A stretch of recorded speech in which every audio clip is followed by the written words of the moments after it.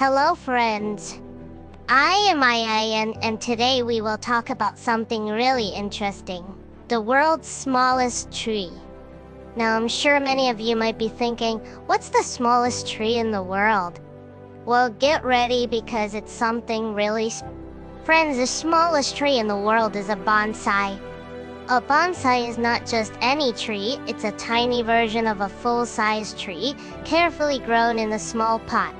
It usually comes from Japan, and the beauty of this tree lies in its size and shape. A bonsai tree is so small that you can easily hold it in your hand or place it on your desk. Imagine that, a whole tree in your palm. Bonsai trees are very unique because they can grow indoors as well. People often grow them in their homes and they make wonderful decorations. They are perfect for places where space is limited. You can put them on your table, shelf, or even in your living room. They add a touch of nature and calmness to any space.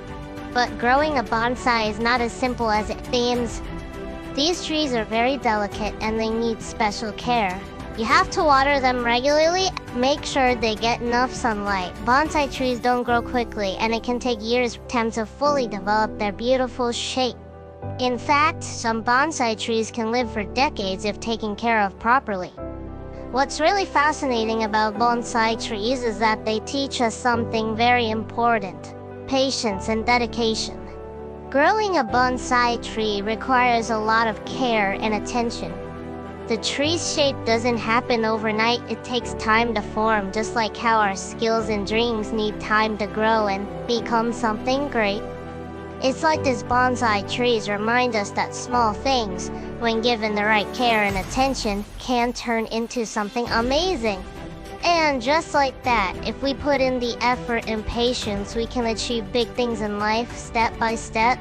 So friends, the next time you see a bonsai tree, remember that even the smallest things in life can grow into something beautiful with love and care.